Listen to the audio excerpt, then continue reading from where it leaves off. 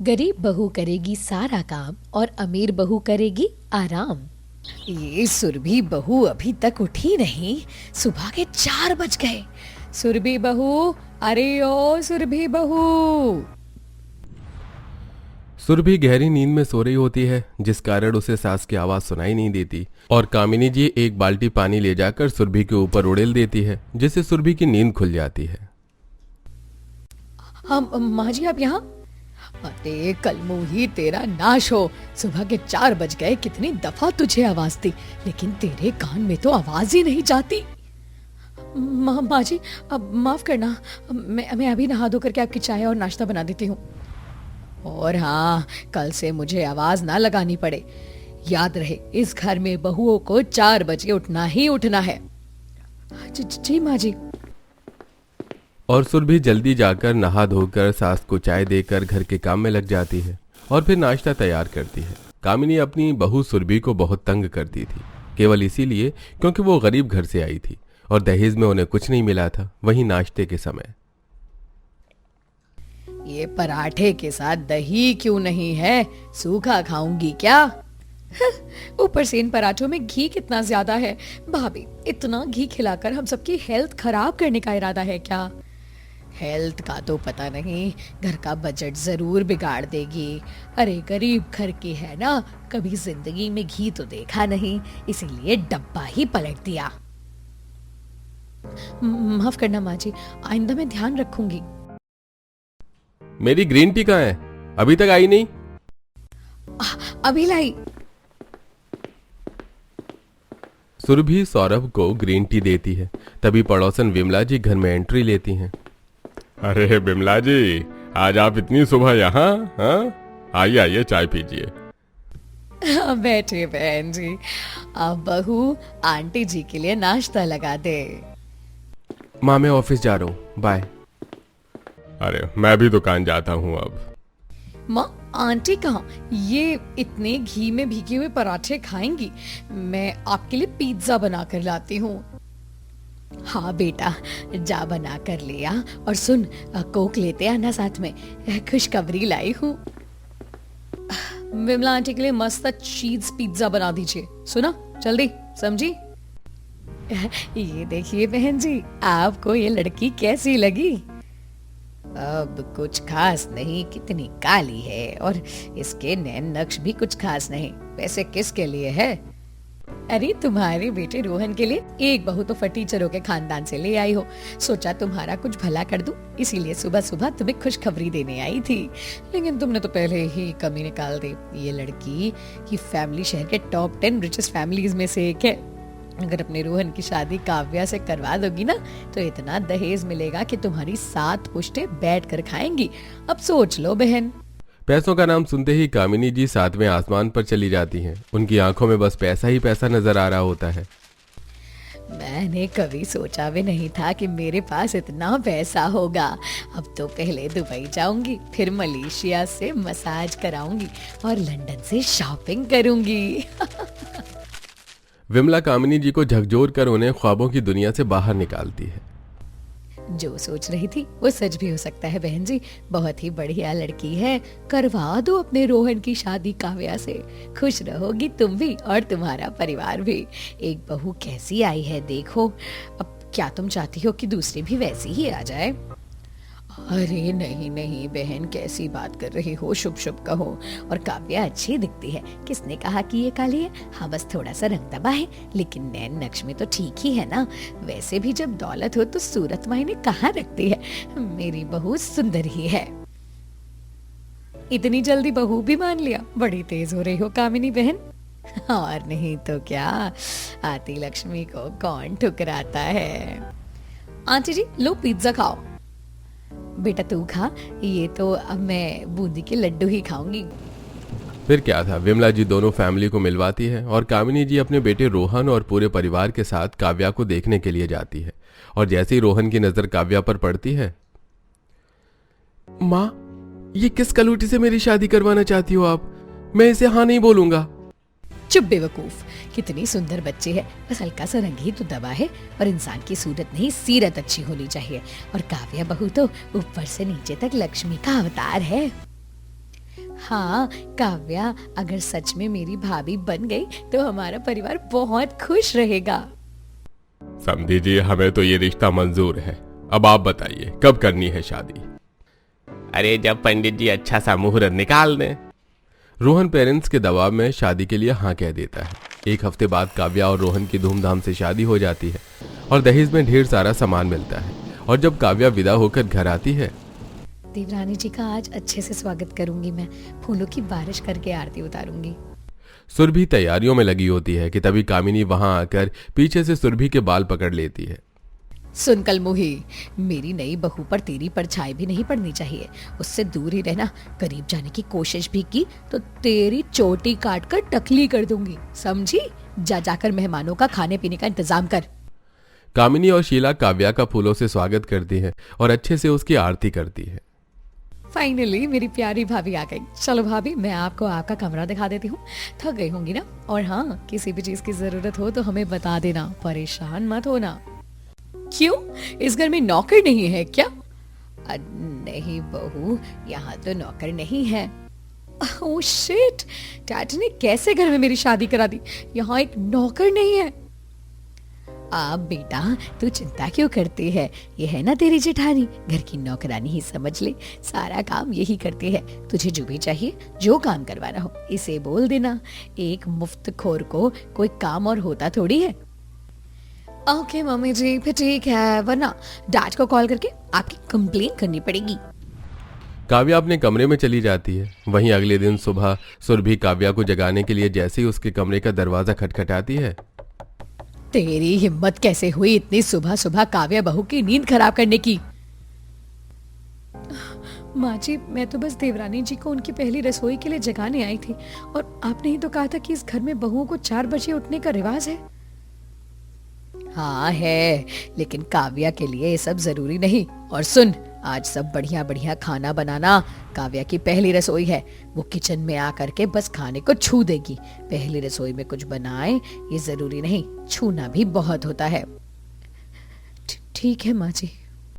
फिर सुरभि सुबह से किचन में लगकर बड़ी मेहनत से खीर, पूड़ी, सब्जी, पुलाव, मीठा, रायता, ढेर सारा खाना तैयार करती है। और काव्या आराम से 10 बजे सोकर उठती है और किचन में जाकर बस खाने को छू देती है। वहीं खाने के समय, अरे वाह, आज का खाना तो बड़ा स्वादिष्ट है। ये तुमने बनाया है क्या काव्या? और नहीं तो क्या, काव्या की पहली रसोई है तो वही बनाएगी ना। इस सुरभि की तरह बेढंगी नहीं है मेरी बहू। ले काव्या बहू, ये सोने का हार तेरी पहली रसोई का नेग। हाँ ठीक ठाक है, वैसे तो मेरे पापा लाते होंगे हीरो का हार। बेटा, तेरी पहली रसोई का नेग। थैंक यू पापा जी। पहली रसोई पर खाना सुरभि ने बनाया, लेकिन तारीफ और तोहफे काव्या को मिले। ये देख सुरभि की आंख भर आती है। वहीं शाम में, काव्या बहू, तू जल्दी से तैयार हो जा, आज तेरी मुंह दिखाई है। मुंह दिखाई? ओह शिट, अब बिना मेकअप के मैं कैसे लोगों को अपनी शक्ल दिखाऊं? माँ जी, अब पास में कहीं पार्लर है क्या? अब बहू, यहाँ पार्लर तो नहीं, क्योंकि हमारा घर सिटी से काफी दूर है। अगर तुझे पार्लर जाना है तो कम से कम 2 घंटे ट्रैवल करना होगा। 2 घंटे? कोई ना, आई एम गोइंग। अब बहू, 3 घंटे में तेरी मुंह दिखाई है, जाएगी कब और आएगी कब? हद देर हो जाएगी बेटा। जिसे मुझे देखना है वो मेरा वेट करेगा, रेस्ट आई डोंट केयर। अब मैं क्या करूं, इसे तो मैं कुछ बोल भी नहीं सकती। और फिर क्या, काव्या बहुरानी अपनी कार उठाकर चली जाती है पार्लर। वहीं सुरभि मुंह दिखाई के लिए आने वाले मेहमानों की आवभगत में लग जाती है। सभी बेसब्री से काव्या का इंतजार कर रही थी। अरे बहन जी, अब तो मुंह दिखाए का समय भी निकला जा रहा है।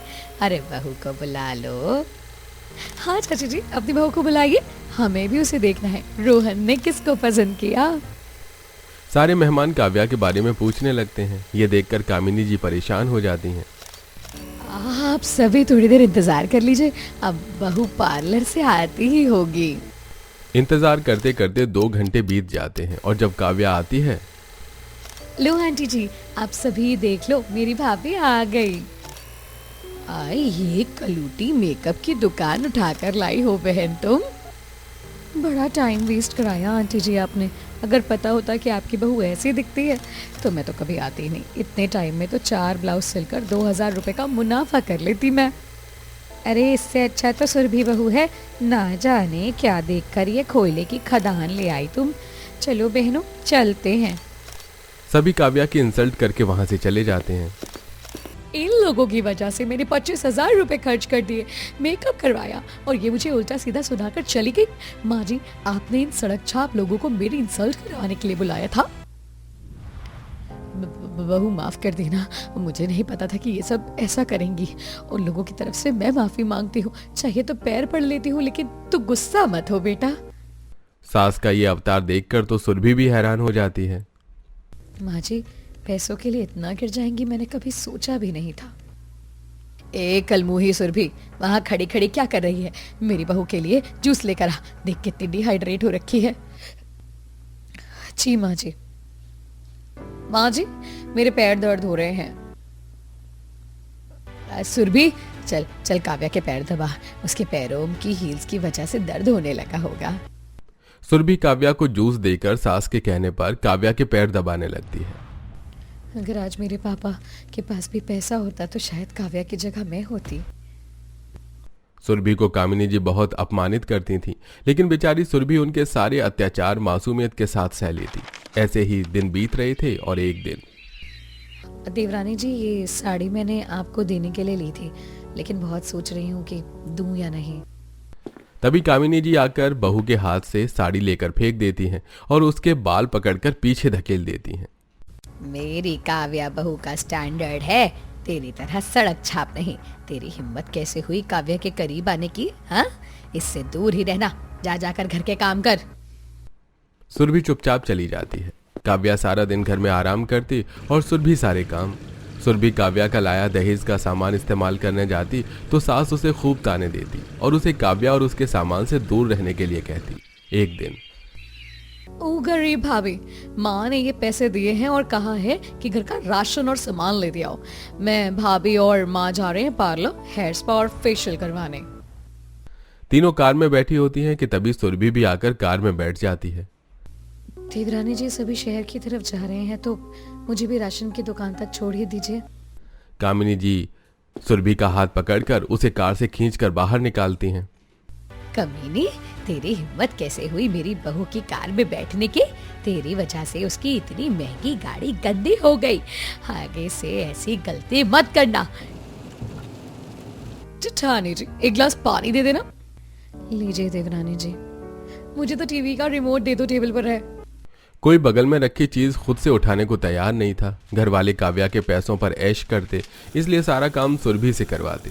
अगर सुरभि गलती से काव्या को काम के लिए कह देती तो कामिनी जी उसे छड़ी लेकर दौड़ा लेती। एक दिन, काव्या पहले तो तुम बस काली थी, अब तो मोटी भैंस होती जा रही हो। जब शादी की थी तो एकदम स्लिम ट्रिम थी, शक्ल नहीं लेकिन फिगर तो अच्छा था, और देखो 4 महीने में ही तुम्हारी काया पलट गई। तुम बॉडी शेमिंग कर रहे हो? जानते हो मैं किस खानदान की हूँ? हाँ पता है, लेकिन आईने में खुद को तो देखो तो। रोहन बेबी, सच में ये पेट तो कुछ ज्यादा ही नजर आ रहा है। ये क्या मेरी डबल चिन में आ रही है? मुझे मोटी बीवी नहीं चाहिए, बता दे रहा हूँ। वैसे भी माँ के प्रेशर में मजबूरी में शादी कर ली मैंने। भाभी को देखा है कभी? आज 5 साल हो गए शादी को, जैसी तब थी आज भी वैसी ही है, एकदम स्लिम ट्रिम और सुंदर। उस गरीब भिखारन का कंपेयर तुम मुझसे कर रहे हो? प्लीज भाभी को ऐसा मत बोलो। तुम लोगों को उनकी कदर नहीं है, लेकिन वो बहुत अच्छी हैं। और देखो इतना काम करने के बावजूद वो कितना ग्लो करती हैं। तुम ही हो भैंस की तरह बैठकर खाती हो। काव्या को पति की बात बहुत बुरी लगती है। अब वो सुरभि से और भी ज्यादा चिढ़ने लगती है। कल ही जिम ज्वाइन करूंगी और देखना 1 महीने में इनको मैं एकदम फिट हो जाऊंगी, स्लिम होकर के दिखाऊंगी। शीला, यहाँ जिम कितनी दूर है?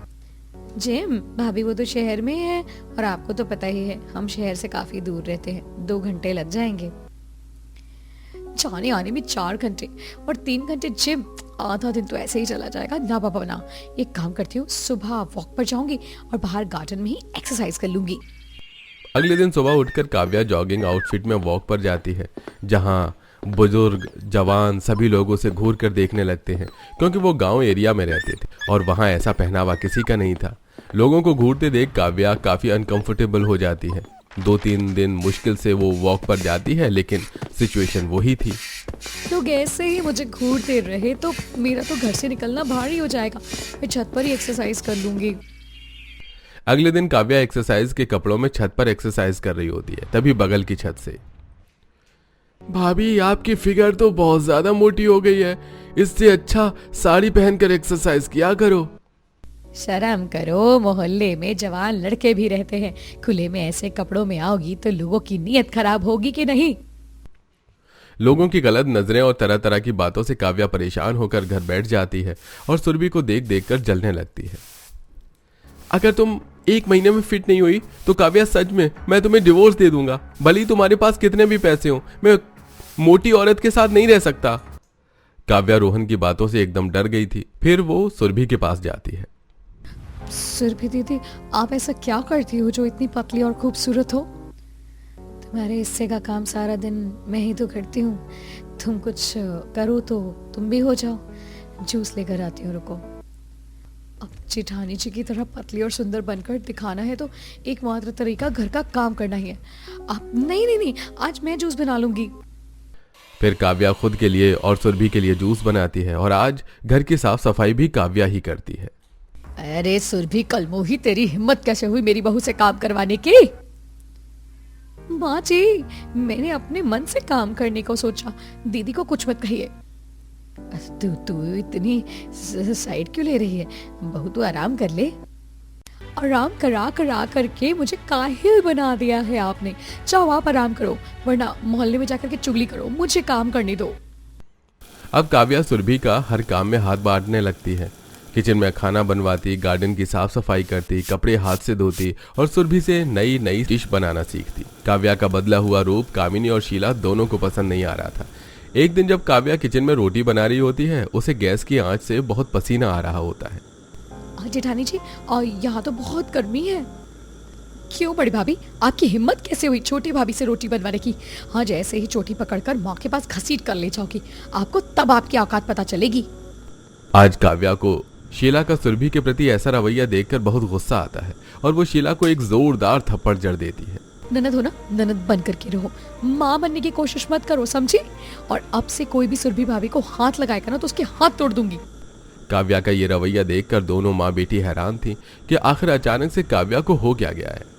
घर का सारा काम करना बहुत मुश्किल है, लेकिन मेरे पास कोई और रास्ता भी तो नहीं है। मैं पतली होने के लिए जिम नहीं जा सकती, इतनी दूर है और बाहर लोग देखते हैं जैसे कि खा जाएंगे।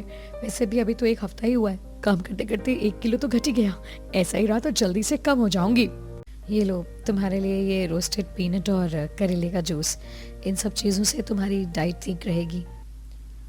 माफ करना सुरभि दीदी, मैंने आपको बहुत बुरा समझा था, लेकिन आप तो वैसी बिल्कुल नहीं है। मैं माँ जी को और शीला को इस तरह से और नहीं करने दूंगी। वो गलत है और ये उन्हें पता चलना चाहिए, लेकिन आप बहुत हेल्पिंग हो। चलो अब सेंटी होने की कोई ज़रूरत नहीं है, जूस पियो और तुमसे बहुत मेहनत करवाऊंगी, आटा सानना है, ठीक है? कितना टफ है ये सब, आप कैसे करती हो?